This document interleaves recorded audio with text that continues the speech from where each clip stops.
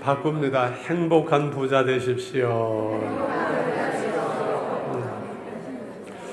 나는 누구인가요? 한번 맞춰보세요. 사람들은 나를 손에 쥐고는 나를 자신들의 것이라고 말합니다. 그러나 사람들이 나의 소유, 나의 종일 때도 있습니다. 나를 얻기 위해 사람들은 죽는 것 말고는 새벽부터 무엇이든지 하려고 합니다. 내가 없다면 사람도 기관도 아무 일을 못하면, 그러나 나는 그들을 위한 생명력을 가지고 있지는 않습니다. 나는 힘이 오나 거서 한 사람의 신앙과 인격과 가정을 무너뜨리기도 있고 세울 수도 있으면 나의 힘은 지대합니다.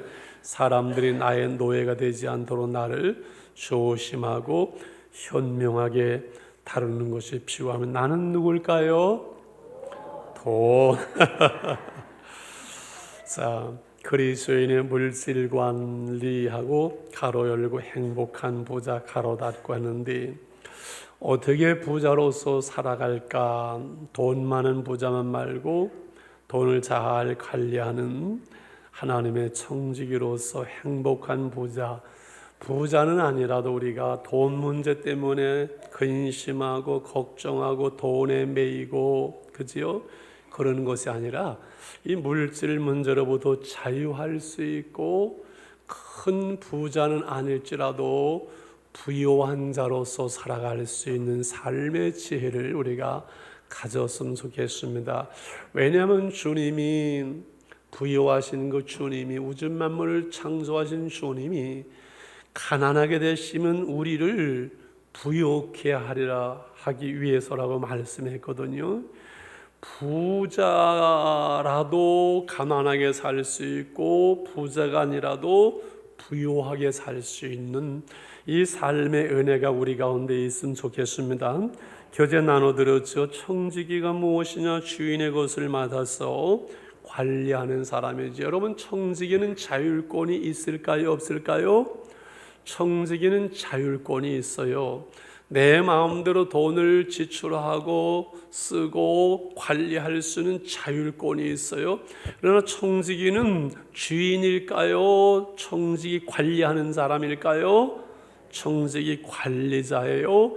그 주인에게 합당해야 되고 주인에게 유익이 되어야 되고, 우리가 오늘 이 땅에서 청지기로 살아가서 우리에게 자율권이 있어요. 주신 건강과 지혜와 재물과 아니면 은사와 여러 가지를 우리 마음대로 쓸 수 있지만은, 우리 주인 앞에 그날에 우리는 주님 앞에서 결산해야 될 그날에 착하고 충성된 종아, 내가 작은 것에 충성했으니 큰 것을 내게 맡기리라.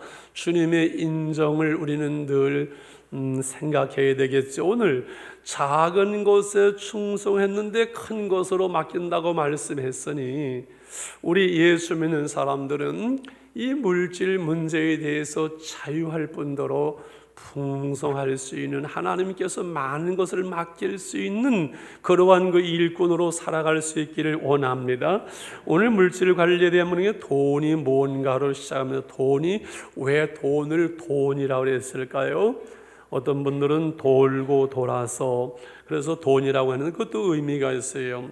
근데 옛날에 엽전 연립을 한 돈이라고 불렀대요. 그래서 돈이란 말이 거기서 나왔고, 금이나 은을 이렇게 계산할 때 그 무게를 한 돈, 두 돈으로 부르면서 돈을 돈이라고 불렀어요.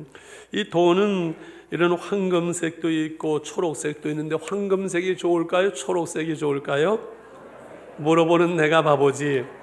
근데 제가 이 교재를 만들기 위해서 12주 과정, 그리스도인의 물질 관리하는 12주 과정의 책을 요약을 했는데, 그 책이 한 30년 거의 됐겠네요. 벌써 옛날에 나온 게 보완된 건데, 거기에서 그 교재를 만들 때는 얘가 없었어요. 그래서 돈이 왜 초록색이냐? 잉크가 초록색, 잉크가 저렴하고 인쇄가 잘 되고 변하지 않고 안정감을 주기 때문에 초록색으로 이렇게 했다, 그런 얘기도 했는데, 재미있는 것은요, 여러분, 이 돈에 사람이 새겨져 있는데 10,000원짜리에 누가 새겨져 있을까요? 세종대왕. 50,000원짜리에 누가 새겨져 있을까요? 신사임당 그거는 다 하는 거예요. 자, 이제 제가 상금을 마치는 사람한테는 제가 뭐 파란 걸 주든 노란 걸 주든 줄 테니까 맞춰보세요. 왜 사람 얼굴이 다른 나라에 보면 가운데 있는데 사람 얼굴이 한쪽으로 이렇게 있을까요? 아시는 분은 손을 드세요. 이럴 때는 상금이 있을 때는. 외국 돈에 보면 가운데 사람 얼굴이 있는 게 많아요. 그런데 우리나라 돈에는 되게 이렇게 한쪽으로 치우쳐져 있어요. 사람 얼굴이. 왜 그런지 혹시 아시는 분 계세요? 요거는 몰랐지요. 예, 이상근 장로님. 예. 돈을 접을 때 사람 얼굴이 접혀진다, 구겨진다. 맞았어요. 맞았는데 재정부장님이 있기 때문에 안 드립니다. 그런데다가 반만 맞았어요. 옛날에 이승만 대통령이 하늘 나는 새도 떨어뜨리는데 어느 날 보니까 자기 얼굴이 돈에 들어갔는데 가운데 들어갔는데 가만히 보니까 야 인간들아 내 얼굴을 넣은 건 좋지만 돈을 꼭 접는데 그럼 내 얼굴이 구겨지지 않냐. 야단을 맞고 그로부터 한국은행에서부터 돈을 만들 때 늘 우리나라에는 사람 얼굴을 한쪽에다 놓았다는 그러한 이제 야사가 있습니다.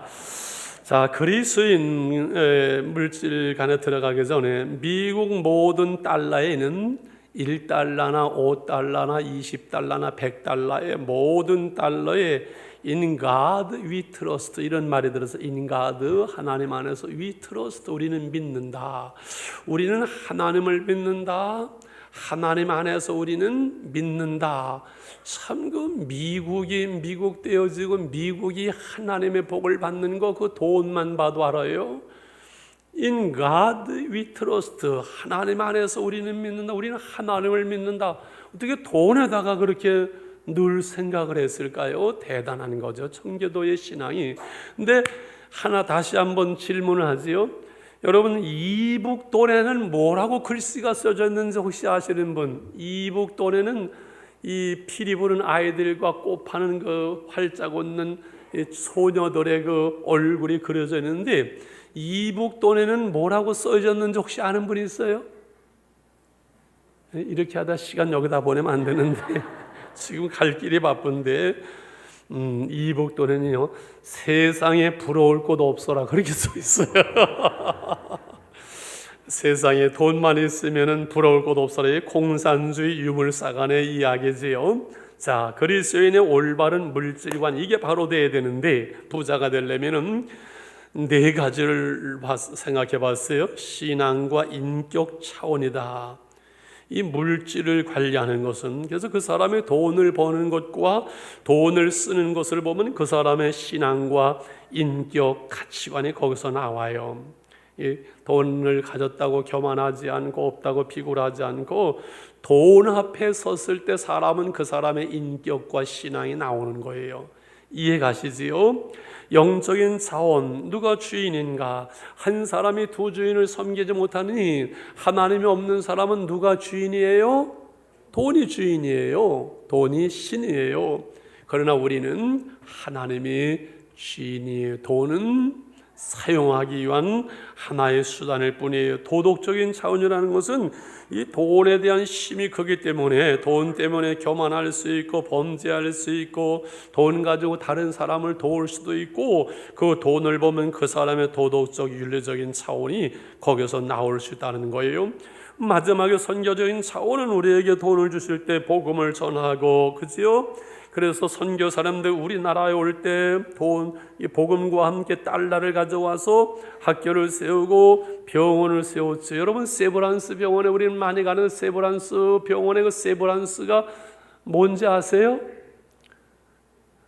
선교사님이 병원을 세우기를 요청할 때 그 돈을 준 미국의 큰 부자 이름이 세브란스예요.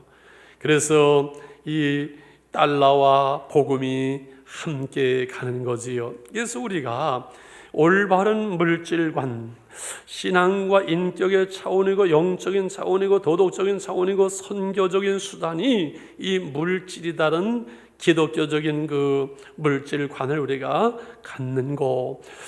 재물에 대한 자세가 같은 얘기인데 1번 같이 읽겠습니다. 시작. 하나님의 소유권을 인정하라 해서 부와 기가 주께로 말미암고 하는 것처럼 내가 일했는데 목사님 왜 하나님의 소유권을 인정하라고 그럽니까? 뺏어가려고 그럽니까? 헌금하라 그러지요.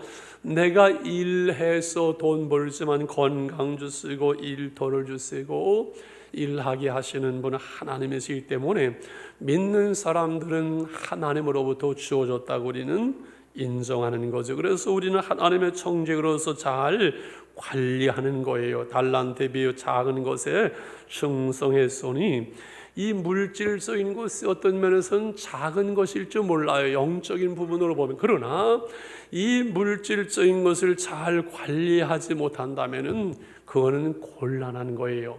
오늘 우리가 물질을 우리가 어떻게 관리해 왔는가? 나는 왜 지금까지 돈이 없는가? 오늘 말씀 가운데 한번 자신을 체크해 봤으면 좋겠어요. 3번을 읽겠습니다. 시작. 돈을 우상하지 말라. 하나님은 우리의 섬김의 대상이지만 돈은 우리가 사용하는 거지요. 돈을 사랑함이 일만하게 뿌리라. 돈은 사용하고 관리하는 거지 사랑하는 것이 아니에요. 돈을 사랑할 땐 돈이 우상이 되어서 돈이 나를 움직여요. 그지요? 내가 돈의 주인이 아니라 돈이 나의 주인이 되면 그거는 인생이 망가지는 거지요. 돈을 우상하지 말라. 돈이 전부가 아니에요. 하나님이 계세요. 오늘 우리에게 주어진 삶에 만족하고 받은 축복을 누리는 거 필요해요. 여러분 오늘 주신 많은 것을 가지고도 누리지 못하면 소용없 불행한 거예요. 오늘 주신 것이 적을지라도 그것을 감사하고 만족하고 누릴 수 있는 사람이 행복한 사람인 줄 믿습니다. 5번 여러분 좀 찝찝하겠죠? 5번 큰 소리로 읽습니다. 시작. 하나님의 것을 하나님께 드리라. 그래서 씨와 먹을 양식을 주시는다고 그랬잖아요. 씨는 심어야 되고 양식은 먹고 써야 돼요.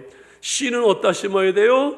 하나님께, 하나님 나라에 하나님의 밭에 심어야 하나님으로부터 우리가 소출을 거둘 수가 있어요. 씨까지 먹어버리는 농부는 없는 것이지요. 6번째에서 나눔과 선교를 위해서 사용한다 이렇게 말하지요. 그래서 주라 그래야만 후이되어 누르고 넘치게 채워주려는 그 말씀을 저는 참 좋아해요. 그래서 언제 그런 말씀 드렸어요. 돈은 거름과 같아서 쌓아놓으면 냄새가 썩고 악취가 나요.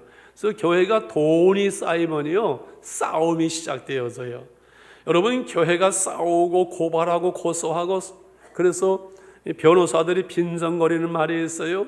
교회가 아니면 우리가 못 먹고 산다고까지 말을 해요. 이 슬픈 일이지요. 교회가 싸우는 일은 여러 가지가 있겠지만 그 안에 깊이 들어가다 보면요 돈이 쌓여서 있어서 그래요. 무서운 얘기지요. 참 불행한 얘기지요. 그래서 돈은 자꾸 쌓아놓으면은 악취가 나요. 이때쯤 이런 생각이 드는 분이 있을 거예요. 목사님, 그 여기다 쌓아놓지 말고 은행에다 쌓아놓는데 무슨 그게 왜 썩습니까? 우리 전장로님 어디 계세요? 그런데 은행에 쌓아놓던 금고에 쌓아놓으면 사람이 거기에 매이게 되고 그것이 우상이 되어지고 그것 때문에 싸움이 나고 자식들은 누구한테 더 많이 가나 그렇게 되어져요. 여러분 오늘날 유산의 문제 때문에 형제들이 싸우는 일이 지금은 남의 일 아니에요. 흔한 일이에요. 멀쩡하던 집안의 형제들이 부모의 힘에 죽고 그 유산 때문에 싸움판이 되어지는 일들이 얼마나 많은지 몰라요. 이 돈의 힘이 참 무서운 거예요. 근데 돈은 쌓아놓으면 이게 거름처럼 냄새가 나고 악취가 나죠. 뿌려놓으면 어떻게 돼? 뿌리면 거름은 농작물이 자라고 거기서 곡식이 자라고 과일이 자라고 열매를 맺는 거거든요. 목사는 지금 분위기가 돈을 버는 데에다가 맞춰지지 않고 쓰는 데다가 맞춰지네요. 여러분, 돈을 버는 게 중요할까요? 쓰는 게 중요할까요? 둘 다 중요하죠. 둘 다 중요해요. 두 가지가 다 같이 돼야지 벌기만 잘해도 안 되고 쓰기만 잘해도 안 되고 뒤에 이제 나옵니다. 세 번째, 그래서 이제부터가 본문이 본론이 돈을 버는 올바른 태도, 방법, 어떻게 돈을 버는, 이제부터는 긴장해야만 합니다. 1 같이 읽을까요? 시작. 하나님과의 관계를 우선하라. 왜 그럴까요? 세상 사람들은 내 방법으로, 내 힘으로 운수가 좋아하고 그래서 돈을 벌지만 우리 그리스도인의 삶은요, 하나님이 주시는 거예요. 하나님이 부자가 되게 하시는 거 믿습니까? 그래서 하나님과 좋은 관계가 돼야지. 여러분, 하나님과 삐뚤어지면 세상에 되는 일이 없어요. 예수 믿는 사람은 하나님 앞에 사바사바를 잘하고 하나님과 관계가 좋아야지. 하나님과 관계가 망가지면 되는 일이 없어요. 은혜가 있으면 먹을 것도 많다. 따라서 은혜가 많은 곳에 먹을 것도 많다. 하나님과의 관계가 되고 은혜가 바로 되면 삶의 지혜가 오고 나머지 다 따라와요. 그것이 너희는 먼저 그의 나라와 그의 의를 구하라. 그러면 너희에게 이 모든 것을 더하시리라. 할렐루야. 그래서 하나님과의 관계 잘해야 돼요. 돈이 많아져도 하나님과의 관계를 잘해야 돼요. 그런데 돈이 많아져도 하나님과의 관계를 잘할 수 있는 사람이 많을까요? 적을까요? 적어요. 그게 돈의 힘이에요. 왜? 돈 있으면 하나님 없이도 얼마든지 살거든요. 하나님 없이도 신나는 것 같아요. 돈이면 다 되는데요, 뭐. 그래요, 안 그래요? 돈이면 다 될 것 같아요. 그래서 돈이 많아지면요, 그 힘이 워낙 세요. 사람들은 다 머리 숙이고요. 그러잖아요. 편하고요. 비즈니스 타고 오면요, 사람 살만 나겠죠. 우리 집 사람이 뭐 누구네 어디 선교사님은 뭐 어떻게 가는데 비즈니스석을 타고 가고 그래가지고 이 다음에 어디 보낼 때는 비즈니스석을 한번 태워주기라고 약속을 했어요.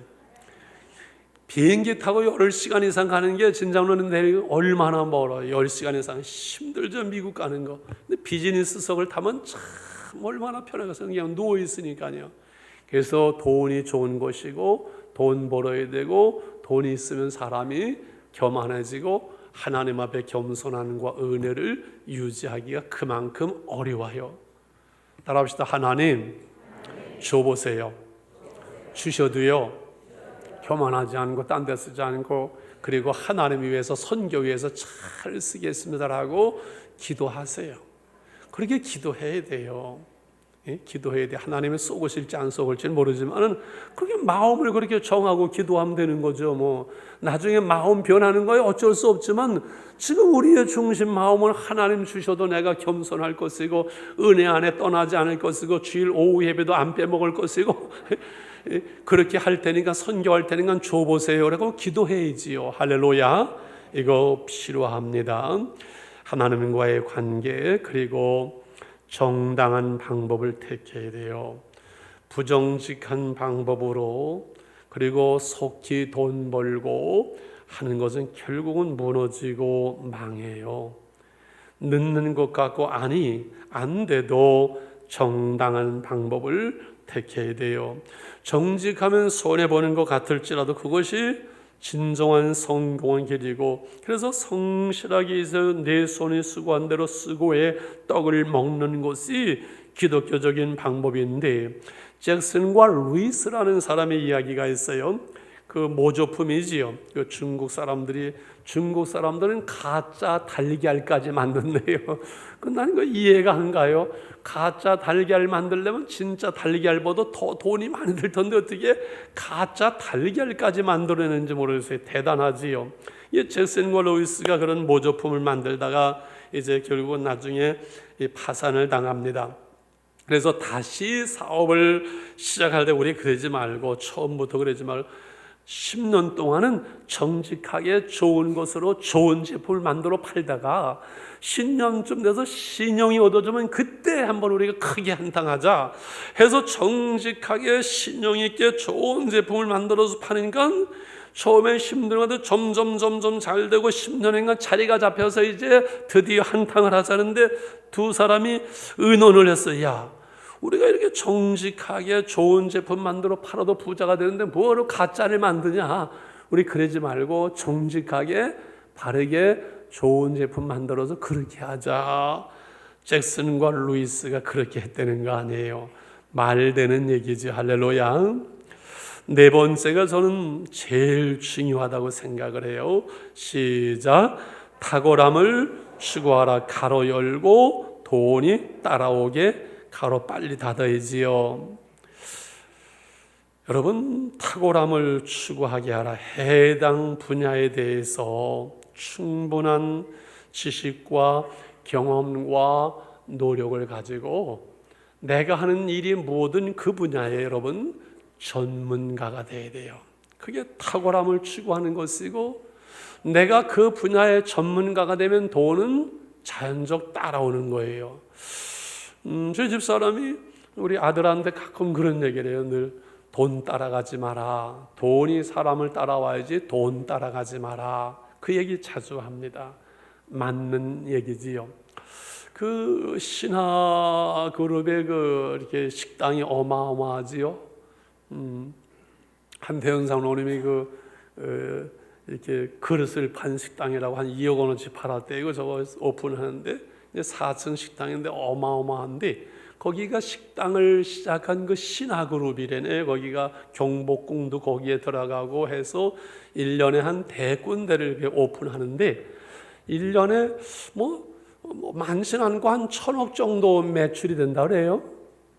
별로 안 놀라지요. 그래서 저도 많지는 않고 한 1,000억 정도 매출이 된다. 식당을 해가지고 몇 주 전에 제가 수요일 날 이렇게 아침마당에서 노래를 이렇게 나와서 하는 거를 잠깐 이렇게 봤는데 잠깐 본 게 아니고 제가 다 봤어요. 거짓말하면 안 되죠. 왜냐하면은 그 친구가 젊은 친구인데 나와서 이렇게 소개를 하면서 나는 고등학교 나오고 노래를 잘하고 음악대학을 가는데 못 갔는데 그래서 취업을 하는데 그 택배 회사에 취업을 했는데 그렇게 힘들대. 돈 벌기가. 그래서 3,000원을 처음에 벌어와가지고 너무 감사해서 아내와 함께 라면을 사서 맛있게 먹었다고 그 얘기를 하면서 고생한 얘기를 하면서 노래를 하는 거예요. 그래서 저 친구가 1등 해야 될 텐데 하면서 봤는데 심금을 울려요. 젊은 사람이 얼마나 고생을 했으면 그 노래가 마음을 움직이더라고요. 나는 유행가도 은혜가 된다는 걸 그때 알았어요.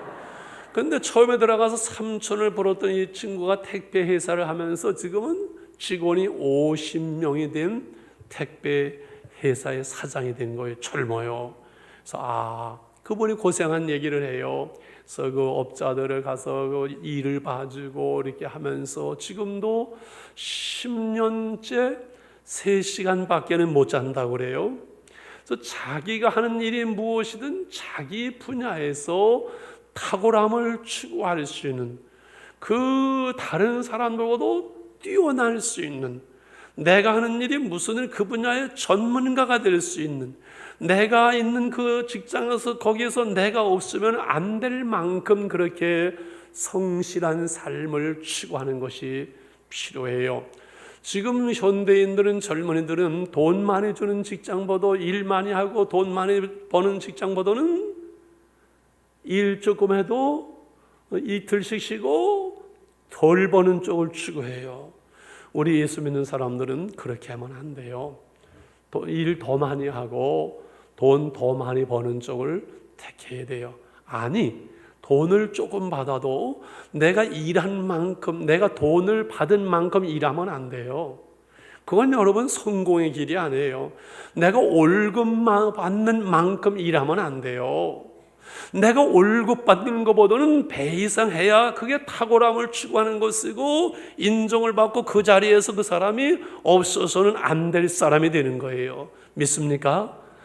퇴근하기 위해서 시계를 보는 사람은 성공할 것을 기대하지 말라 말하는데, 아마 제가 오늘 얘기하는 이 부분은 목사님은 옛날 얘기하네, 지금은 시대에 뒤떨어진 얘기하네 할지 모르지만은 우리는 어려운 시대를 살아갑니다. 빈손 들고 시작을 했습니다. 우리 부모님이 부자 아닙니다. 그러면은 우리가 할 수 있는 것은 몸으로 뛰는 거 외에는 대안이 없는 거예요. 그럼 그 대안을 찾아서 해야지 어떻게 하겠다는 거예요? 방법이 없잖아요. 몸으로 뛰는 거 외에는, 성실한 거 외에는 대안이 없고, 그리고 하나님께서 내 손이 수고한 대로 먹을 것이라 라고 우리에게 그리스도인은 성실함이 돈 벌기 위한 방법이 아니라 그리스도인의 삶의 자세이기 때문에 어디 직장에 가서도 요래지 마세요. 더 일찍 출근하고 더 늦게 퇴근하면서 일 많이 해야 돼요. 몸으로 때워야 돼요. 그것이 탁월함을 추구하는 방법이에요. 그리고 자기 분야의 전문가가 되기 위해서는 끊임없이 책을 읽어야 돼요. 제가 여러분 40년 목회를 해오고 있어요. 40년 목회를 하고 있으면 한 분야의 전문가가 되어졌겠죠. 나름대로. 늘 지금도 기도에 하나님 제 목양의 지혜를 주세요. 목회의 지혜를 주세요. 내일 아마 우리 목회자 모임에서 목회에 대해서 딱 40분밖에 시간 안 줘. 어떻게 40분에 무슨 얘기를 하라고 40분을 주냐? 나 안 할란다 그랬더니 다 6명 강사가 40분씩이라 하루에 끝내니까 좀 형식적이죠. 그런데 제가 정리를 해봤어요. 40년 목회를 하는 것을 제가 40분이면 다 얘기할 수가 있어요. 충분해요. 왜냐하면 40년 목회를 해왔지만 뭐 할 만한 얘기가 별로 내놓을 것이 없어요. 일단은 뭐 평범하게 목회를 했으니까 뭐 할 얘기가 없어요. 그리고 제가 목회를 몰라서 목회를 배우냐고 지금까지도 목회를 연구하고 책을 읽고 공부를 했기 때문에 정리가 돼 있어요.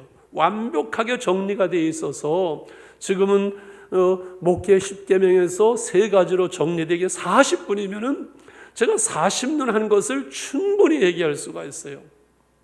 여러분, 자기 분야에 전문가가 될 수 있도록 끊임없이 책을 읽고 끊임없이 공부하고 끊임없이 자기를 키워가는 탁월함을 만들어가는 것이 그게 성공의 길이에요.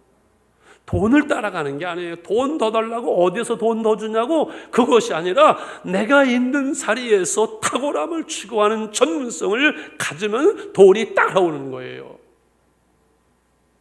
별로 동의 안 하고 지금 두 분이 눈을 감고 있어가지고 여러분 기분 나쁠지 모르지만은 얘기를 해야 되겠네. 어제 총회 그 사무실에 직원이 전화를 그저께 했어요. 전화해가지고 목사님 이번에 오시지요? 가야 되지요.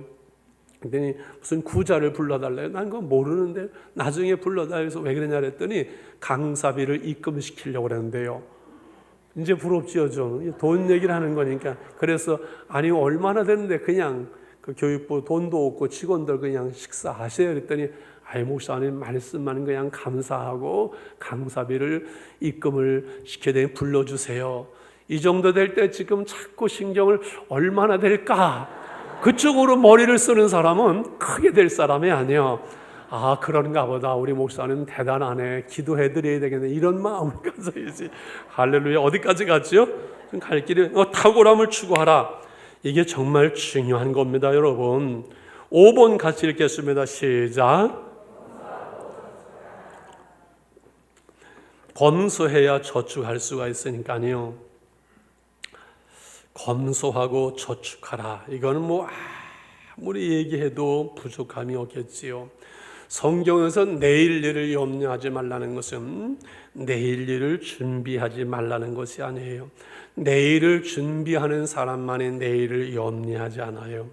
여러분, 저축은 미래를 심는 것이라 그랬어요. 참 멋있는 말에 따라서 저축은 미래를 심는 것이다. 여러분, 저축하지 않고 하나님께서 알아서 하시겠지. 이 사람은 믿음이 좋은 사람이 아니라 대책이 없는 사람이에요. 대책이 없이 사는 거예요. 그거는 좋은 믿음이 아니에요. 검소하고 저축해야 돼요. 목사님은 돈이 많이 생겨야 저축을 하지요? 아니에요. 저축은 많든 적든 반드시 해야 되고 가르쳐야 되고 훈련이 돼야 되고 습관이 돼야 되는 거예요.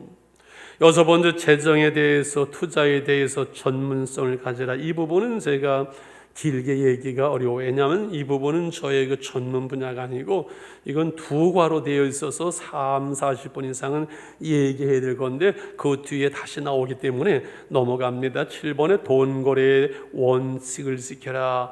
여러분, 우리 전 집사님이 지점장이시고 제가 담임 목회니까는 전 영근 장로님이 지점장이시고 제가 담임 목사니까 제가 장로님한테 가서 장로님, 제 이만저만해서 한 3억 정도 필요한데 좀 빌려주세요. 나를 믿고 그러면은 장로님이 그냥 안 보고선 알았어요. 나는 목사는 믿지 떠먹을 사람 아니니까 그러고 빌려줄까요? 아니면은 거기 뭐죠?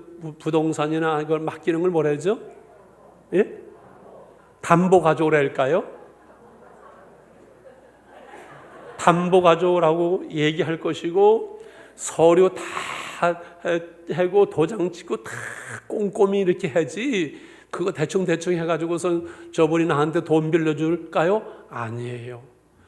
은행에서 돈 거래의 원칙이 있어요. 그 원칙은 지점장도 은행장도 지켜야 돼요. 그 원칙을 지켜야 어느 날 가는 거거든요. 여러분, 돈을 주고 받을 때는 친척이든 친구가든 영수증을 써야 돼요, 안 써야 돼요? 영수증 써야 돼요. 친구라도 돈을 주고 받을 때는 영수증 써야 돼요. 물론 안 줘서 그만일 것 같으면 그 액수는 괜찮아요. 그러나 영수증 써야 돼요. 여러분, 지금은 뭐 그렇지 않습니다. 보증을 써주는 거 그냥 뭐 친구니까 보증 써줘야 돼요, 안 써줘야 돼요? 성경에 보증 서지 말았어요. 보증 쓰면 안 돼요. 그래서 돈 거래의 원칙이 있어요. 그 원칙 지켜야 돼요. 그러나 8번에 기도하면서 주님의 지혜와 도우심을 구하는 거 중요하고 필요해요. 우리가 다른 것은 기도하는데 이 물질적인 문제에 대해서 하나님의 지혜와 도우심을 구하지 않을 수, 우리 기도하고 준비하고 또 기도하면은 실수를 줄일 수가 있어요. 다른 것도 인생에 한 번의 실수가 아픔을 가져오지만은 여러분, 돈 문제에 대해서 한 번의 실수가 인생의 치명타를 가져올 수가 있어요. 여기까지가 이제 서론이라면은 4번이 현대인의 재정관리의 지혜가 본론이 될 텐데요. 1번 같이 읽겠습니다. 시작. 가게 운영은 대화하고 상의하고 기도하라. 남편이 의논하지 않고 그냥 후닥닥 일 저지르고 그러면 안 돼요. 그거 실수하는 거예요. 아내와 의논해야 돼요. 돈을 주고받는 문제, 쓰는 문제이고 기도해야 돼요. 부부간에 반드시 의논하고 기도해야 됩니다. 그래서 실수가 줄일 수가 있어요. 2번입니다. 시작. 치밀하게 계획하라. 분야별로 개인이나 아니면 뭐 가족을 위해서, 타인을 위해서, 심지어 교회에 헌금할 것도 이 분야별로 계획해야 돼요. 가족별, 식구들별로, 시간별로 한 달, 1년, 노후자금 이렇게 시간별로도 계획해야 되고 물질 관리는 계획해야 돼요. 그리고 주기적으로 3번에 체크하고 기록을 하라. 물론 가계부를 써야 되고 과다한 소비나 무계획한 것 지출, 불필요한 소비, 열등감이나 바겐세일, 며칠 전인가 제가 텔레비보다 잠깐 무슨 그 광고를 봤어요. 광고를 보니까요. 요즘 그 부추에 대한 광고가 나오는데 2번, 3번 반복을 하더만요. 그러면서 저 부추 좀 하나 샀으면 좋겠다는 마음이 들까요, 안 들까요? 들도록 하더만요. 그래서 이 광고나 이런 어떤 그 바이앤세일 이런 것에 의해서 무계획적으로 물품을 구입하는 것은 안 되는 거지요. 그래서 그 자녀들에게 용돈을 주는 것도 어려서 자녀들을 물질 관리를 가르쳐야 되거든요. 여러분, 자녀들에게 많은 것을 가르치지만 인생을 살아가면서 물질을 사용하는 것보다 중요한 공부는 세상에 없어요. 그거를 부모가 자녀들이 어려서부터 가르쳐주지 않으면 안 돼요. 부모가 먼저 절약의 모범을 보이십시오. 자녀와 상의해서 용돈의 액수와 지급 시기를 정하고 용돈에 대해서 계획을 세우게 하고 특별한 일이 아니면 정해진 용돈에는 단호하게 거절해야 되고, 그리고 성적이 올랐다고 돈을 주거나 하지 말고 용돈의 일부를 쪼개어 헌금을 드리고 저축을 하는 걸 훈련하고 자신의 것을 가지고 나누는 것도 가르쳐 자녀의 바라는 용돈 사용에 대해서 칭찬하고, 어느 정도 크면 가정 전체 지출 사항을 알려줄 필요도 없고 재물의 주인은 하나님이심을 자녀들에게 일깨워줘야 된다. 돈 따라가지 말라 이렇게 얘기해야 되지요. 그래서 이 가정 속에서 주기적으로 체크하고 기록하고 이렇게 하는 것이 필요하고, 저는 4번을 정말 중요하게 생각을 합니다. 4번을 같이 읽겠습니다. 시작. 빚지면 안 돼요. 우리 교회도 빚을 지고 있는데 이거 빨리 갚아야 돼서 내년에는 이거 해결해야 될 것 같아요. 참 그 이자 아깝지요. 그래서 수입의 한계를 넘어서지 말라. 이 교회의 재정 운영의 원칙 중에 하나가 1년의 예산의 5배 정도를 가지고 어떤 아이템을 하는 것은 가능하다, 이런 얘기가 있지요. 이 수입의 한계를 넘어서지 말라. 여러분, 수입의 한계를 넘어서면 안 돼. 그거는 망할 짓을 하거나 사기꾼이거나 둘 중에 하나예요. 바보거나. 100만 원, 200만 원 정도의 수입, 그걸 가지고는 나는, 이런 말은 좀 조심스럽지만 자동차를 끌기는 어려워요. 내가 마음대로 쓸 수 있는 돈이 200만 원 가지고는 자가용 운영이 사실 어렵습니다. 빚지는 겁니다. 300만 원 선은 넘어서야 차량 운행이 저는 가능하다고 봐요. 우리나라처럼 대중교통이 좋은 나라가 세상에 없어요. 여러분, 빚지면 안 돼요. 수입보도 지출이 오버되면 그건 망하는 길에 바보짓을 하는 거, 인생을 잘못 사는 거예요. 수입이 50만 원이면 라면 먹고 살면 10만 원이면 식비가 해결되어져요. 너무 심합니까? 우리 행복한 나눔에 3,000원 그 국수가 3,000원이면 잘 먹고 살 수 있고요. 4,000원 비빔밥 하나 먹으면, 그러니까 하루에 10,000원이면은 식비 해결이 충분히 되어지더만은 잘 먹고 살겠더만요.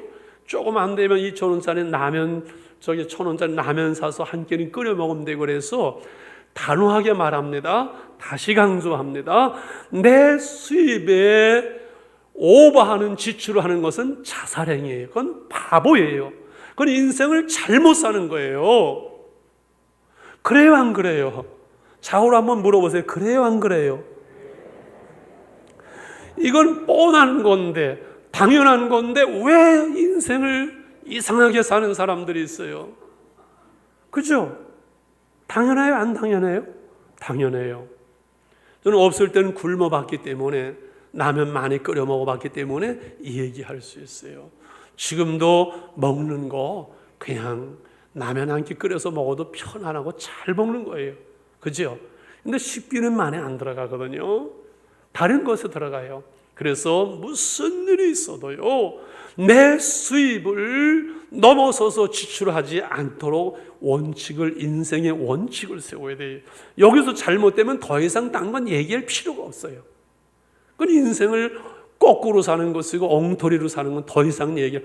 목사님 그렇게 하다가 이렇게 하면 되지요? 아니에요. 제가 지난주 아버님 생신이라서 갔다 왔어요. 옆집에 이렇게 좀 사는 집이 있는데, 이렇게 그 젊은 나보다 이제 후배니까는 보니까는 일을 하고 있길래 가서 인사하고서는 아유 요새 되게 재밌어 보니까는 차가 석 대예요. 시골에 수영차 한 대 있고, 그다음에 논 갈고 하는 트랙터가 한 대 있고, 짐차가 한 대 있고, 석 대예요. 그래서 아이고 차가 석 대나 되네. 요즘 시골 사람 다 그래요. 그래서 제가 속으로, 그러니까 전부 빚지고 살지. 시골에 땅값이 올라가서 이 사람들이 빚지는 거 두려워하죠. 농협에 다 빚더미에 올라앉으면서 차를 석 대씩 굴리는 거예요. 여러분, 시골 사람들 요즘 그래요. 우리보다 자기들이 부자라고요. 지금은 시골 친구들이 우리보다 좋은 차 타요. 서울에 산다고 괜히 폼 잡지 마세요. 그냥 시골에 무시 못해요. 딴 데로 흘러갔습니다만 지금 무슨 얘기하는 거죠? 4번 중요하다 그래서 이거 중요한 얘기예요. 5번 그러므로 미래를 설계해야 돼요. 이것이 4번 문제가 해결돼야 5번 미래의 설계가 나오지요. 예금을 하든 보험을 하든 다운하든 투자, 이게 필요해요. 그래서 6번에 정확한 정보와 도움이 필요하고 확실한 투자가 필요하고, 여기에 대해서 여러분 현대인들은 금융에 대해서 또는 심지어 주식에 대해서 공부해야 돼요. 남의 귀에 홀딱 해가지고 사기꾼에게 홀딱 털어먹지 말고 공부해야 돼요. 부자 아빠와 엄마, 가난한 아버지 엄마, 부자 아빠와 가난한 아빠, 그 경계선을 제가 불러볼게요. 부자 아빠는 경제에 대한 지식이 있고 가난한 아빠는 경제에 대한 지식이 없어요. 부자 아빠는 투자에 겁을 내지 않고 가난한 아빠는 사치품에 겁을 내지 않아요. 부자 부모는 적금을 중도에 해약하지 않는데 가난한 집은 적금을 늘 중도에 깨요. 부자 부모는 성공적인 사람과 교제하는데 가난한 부모는 실패한 사람들하고 늘 교제해요. 그리고 부자 아빠는 돈을 상실하면은 자신의 잘못이라고 생각을 하는데 가난한 부모는 돈이 없으면 세상을 탓한다고 그래요. 중요한 얘기 있습니다. 제가 들은 아주 중요한 얘기 중에 하나가, 저는 목사이기 때문에 돈을 부자가 된다든지 그런 생각을 하고 목회는 하지 않아요. 아마 제가 부자가 되려고 마음을 먹었으면 꽤 부자가 됐을 거예요. 왜? 뭐 어디에 집 사는 거 그걸 왜 모르겠어요? 하나님이 제게 돈을 주시려면요 벌써 많이 주셨을 거예요. 근데 안 주세요. 왜? 제가 교만하기 때문에, 목회하기 때문에. 돈 주시면 제가 목회 안 하고 때려칠 거 하나님이 제 성질을 훤히 아세요. 제가 여러분 성질이 나쁜 사람이에요. 별로 좋은 사람이 아니에요. 꾸준하게 뭐로 하는 일이 없었어요. 우리 집 사람이 알아요. 그래서 저보고 그래요. 목사님은 목사 안 됐으면 굶어 죽었을 거라고 그래서 제가 속으로 웃기네 이 사람아, 부자가 됐지 왜 굶어 죽어 했는데, 저는 목회자이기 때문에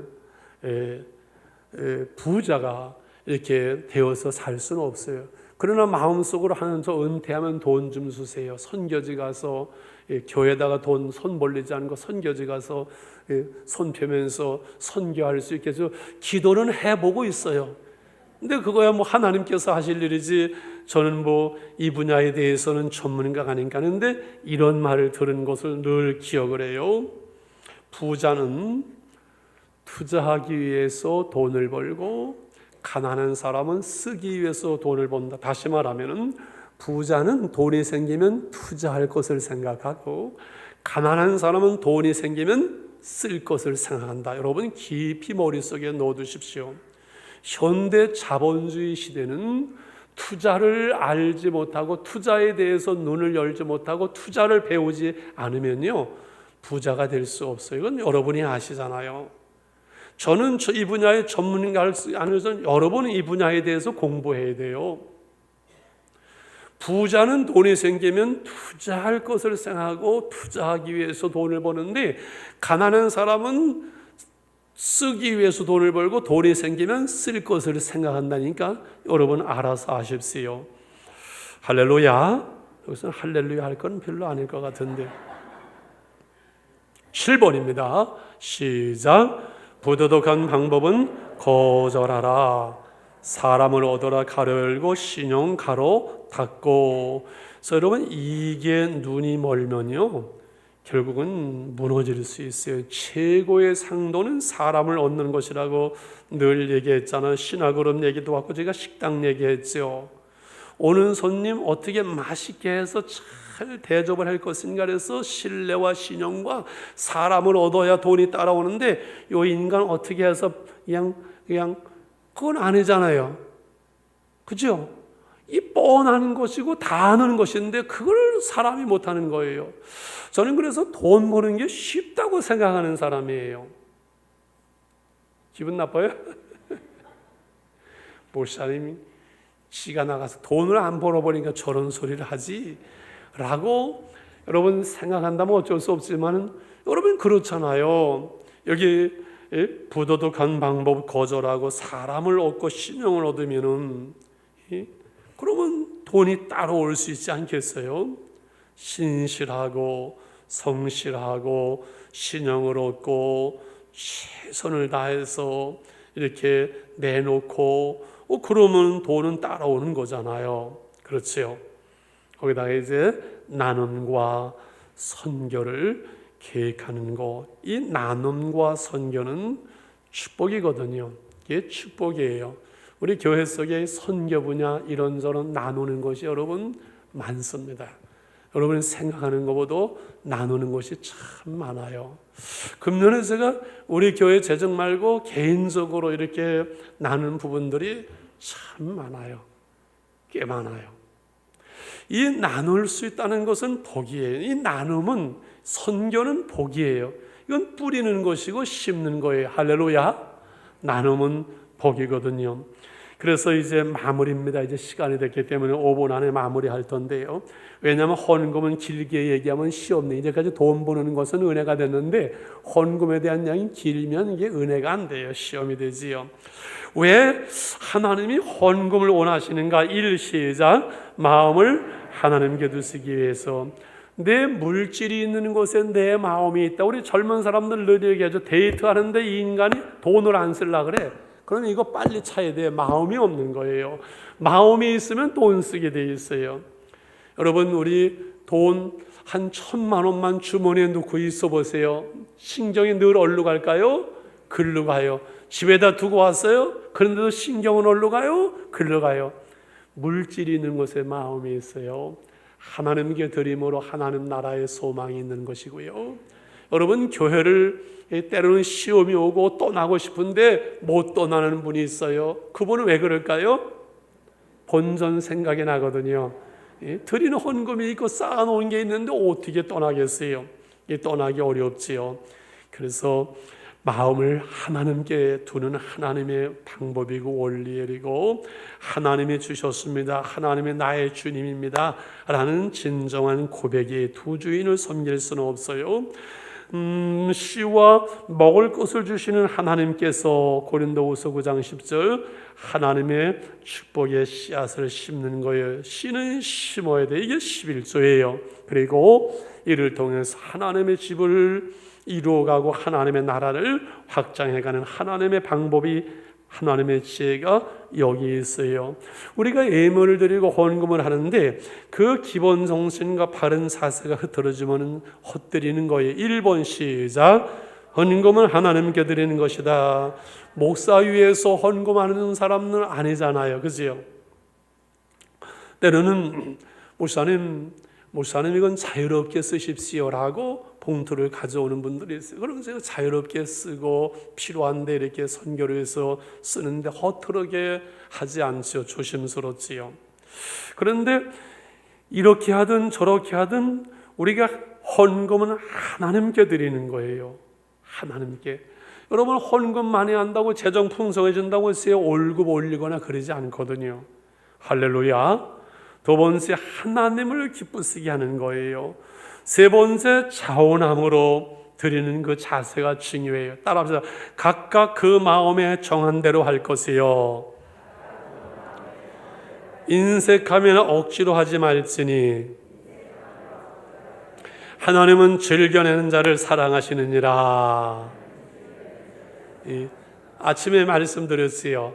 여러분, 헌금을 이렇게 할 때, 헌금을 하는 주간에는요, 그날은 설교 잘 안 들어도 돼요.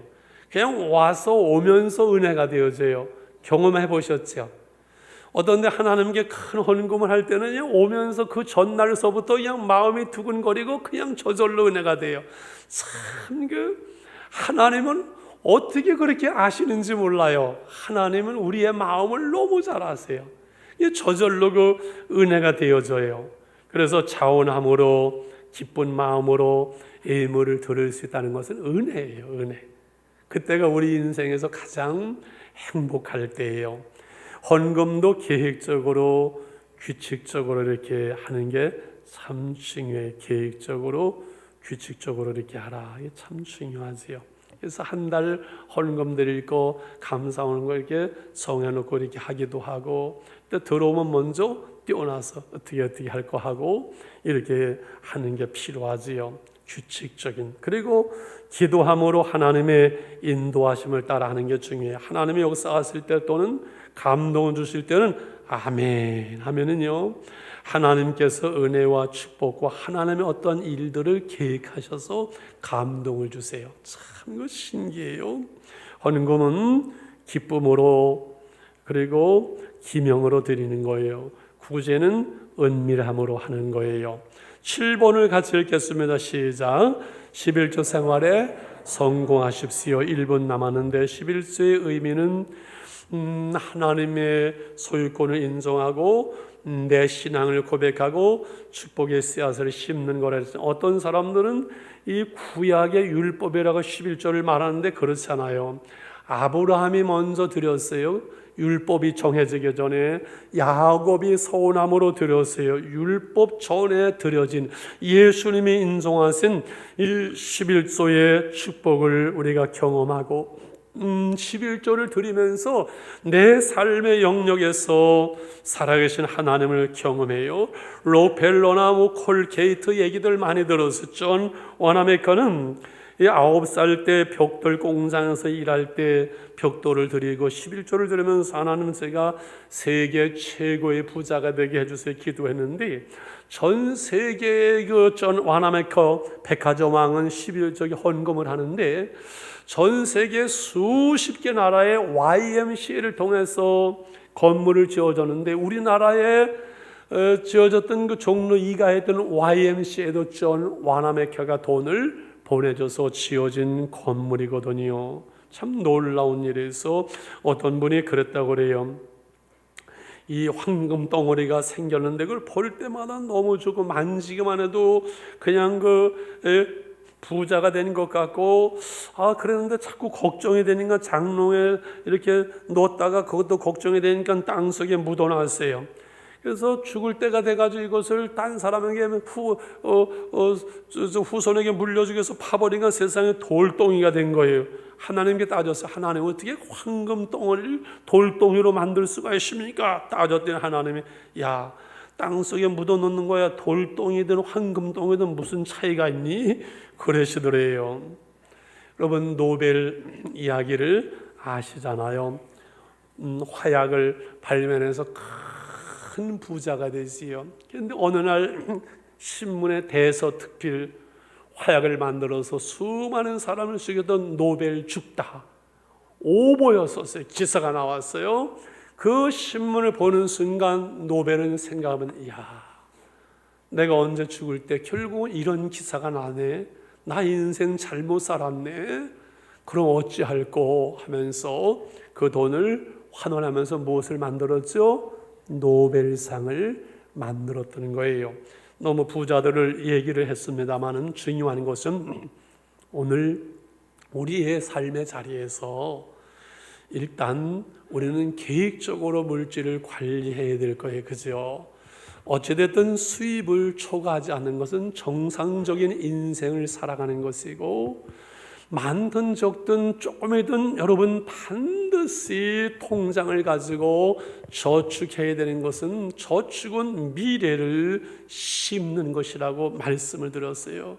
그래서 시드머니 종잣돈이라고 얘기하잖아요. 무엇을 하든 1차적으로는 종잣돈이 있어야 무엇을 계획도 하고 미래를 계획할 수 있는 것이거든요. 그러면서 하나님께서 내게 많이 맡겨주실 수 있도록 우리 믿음의 그릇을, 마음의 그릇을 준비해가는 것이 필요해요. 그러므로 오늘 내 삶의 자리에서 하나님께서 우리에게 얼마를 주시는 나는 복음을 위해서, 선교를 위해서 살겠으면 고백으로 우리가 다 만든 적도 우리가 드린 11조의 11조를 우리는 선교원금으로 작정하고 훈련하고 하나님께 드릴 수 있잖아요.